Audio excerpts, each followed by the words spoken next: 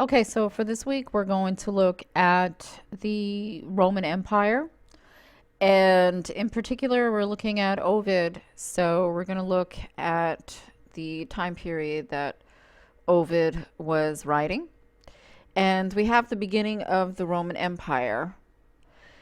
So we have this guy here, and you can see his very long name. He is the heir to the Julius Caesar that you're probably familiar with, um, who was assassinated on the Ides of March, right?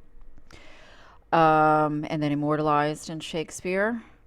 So what we have is Augustus.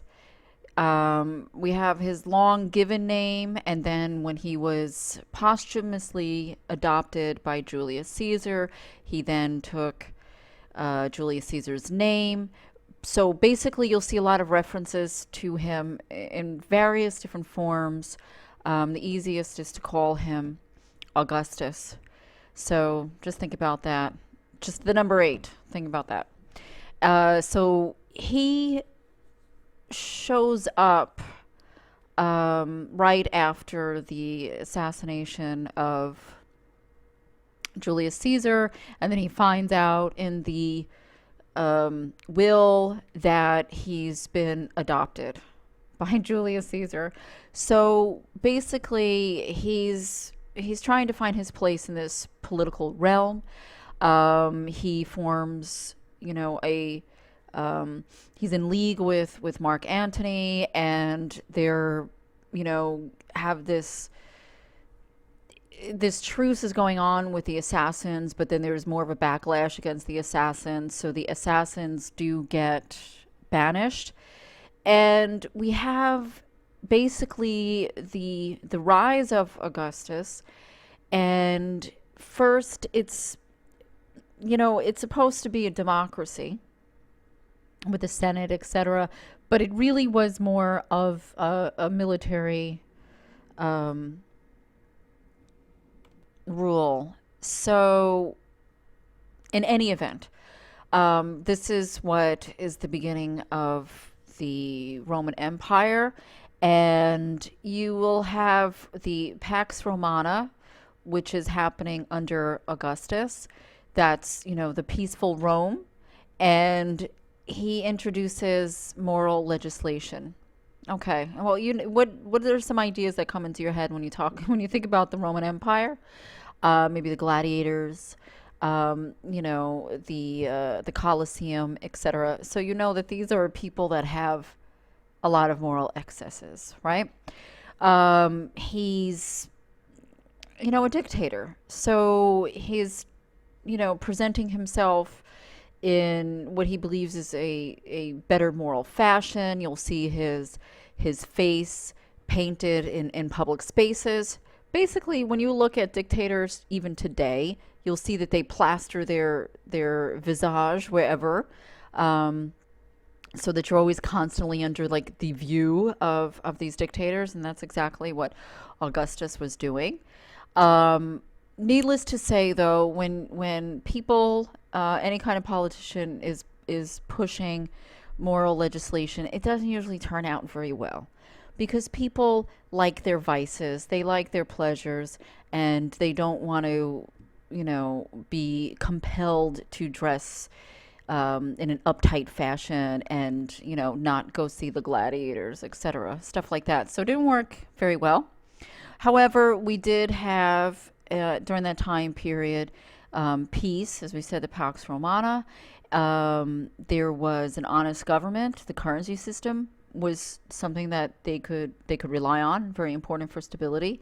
You had the extended highway system, and again, if you ever go travel through Europe, you will see the Romans' influence in far-flung places. Um, Postal service, free trade among the provinces. That's important. That's what we have, right? We have free trade amongst our states. Imagine if you had to pay extra tax to import something from, another state. So that also is helping with the economy. And the Romans were known for building a lot of things. So, you have bridges, aqueducts, etc. All of this, the infrastructure is important in the expansion of the Roman Empire. So let's take a look at Ovid then. So Ovid comes into this at the beginning of the Roman Empire, born about the beginning of the Roman Empire. So the first thing is you're reading Ovid's work. You have some excerpts from the Metamorphosis. It's always a good idea that you figure out what metamorphosis means, right? It means change, right? You're physically changing, or maybe your mind. So when you read Metamorphosis in its entirety, you will see that it reads as if it's a mock epic, meaning he's trying to say, oh, look, I'm taking this seriously, but underneath it all is he's really making fun of things. And you can read these two stories, like Daphne and Apollo. It's a ludicrous kind of story. You have Apollo chasing after Daphne, and Daphne wants to stay this beautiful, virgin. So she asked, her god daddy to, not let her be turned, not let her be raped. And so the answer is to turn her into a tree. I mean, it's kind of like this absurdity through the metamorphosis. So you see the physical metamorphosis changes, right? So Daphne turns, into a tree. But you shouldn't be looking at it as like this deep kind of literature, because it's kind of mocking. He also wrote The Art of Love, and hey, if you want to get published, it's not a bad topic, right? So it's a guide for finding love, as well as to figure out how to have good sex. Too bad that's not in our textbook, right? So he was educated classically, and unlike those who were educated, he did not go into politics. He became a poet. He is one of the great poets of the Augustan era. We have Virgil and Horace, who are considered maybe the more serious poets. And Ovid is the love poet, the everyday kind of guy poet, because he doesn't care about, imparting, virtues, etc. He's telling stories. What happens is he does get banished because of his storytelling. And while there was no book burnings, his books were removed from the library. Always beware of when books are being burned or removed from the library, because that means that's what you need to read, okay? It was true back then, it's true today. And he probably wrote the Metamorphosis before he was banned. However, Augustus wanted to have him banned because he was writing things that were obscene. I suppose having a god try to rape a laurel tree is obscene. But in any event, so what we see here with Ovid is just two of these stories from within the entire story of the Metamorphosis. So there's a lot of different stories.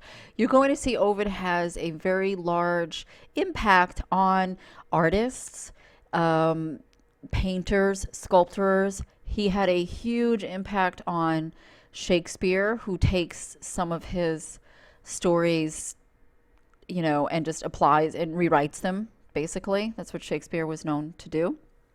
And so throughout time, he has had this huge influence on Western art, be it literature, be it paintings, be it sculpture, etc.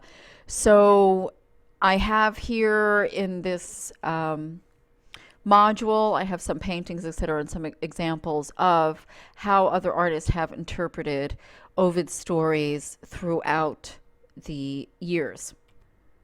So one more thing that I want to mention is the other story with Pyramus and Thisbe. Pay attention to that. You've heard that story before, because that is the story that was told by Shakespeare seriously in Romeo and Juliet, and as a farce in Midsummer Night's Dream. So you are familiar with some of these stories, whether you recognize it or not. I'm going to look at one more person, though it is not our focus of this um, module, but I did want you to be aware of Cicero. He is before the rise of the Roman Empire, but still an important person to know. And in particular, his philosophy is very interesting. So here we have Cicero, who comes up with the six mistakes of man, humans, of course. And I think that his philosophy is rather modern if you look at it, right? What's the mistake that humans make? Believing that you get gain by crushing others, right? In order for me to rise up, I have to crush somebody else. Cicero says that's a mistake. Number two, worrying about things that cannot be changed or corrected. Well, if you can master this, I think you're going to have a very peaceful life. Insisting that a thing is impossible because we cannot accomplish it. I think we'll say that that's pretty true.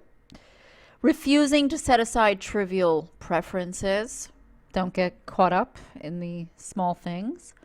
Neglecting development and refinement of the mind, which to me is a big one because there's an awful lot of people with big mouths with not much knowledge inside there to back up their big mouths. So if you're not reading every day and somehow increasing your knowledge and your analytical abilities, you're not refining your mind. So think about that. And then the last one, very, very important also, attempting to compel others to believe and live as we do. That is a mistake. And I think we can see that quite a bit. I sometimes get very frustrated, as I'm sure you do too, when, it's different strokes for different folks, right? Don't tell me how to live my life. Live your own, and then don't bother other people, right? So that's Cicero's The Six Mistakes of Man. And I want to just shove that Roman philosopher in this module.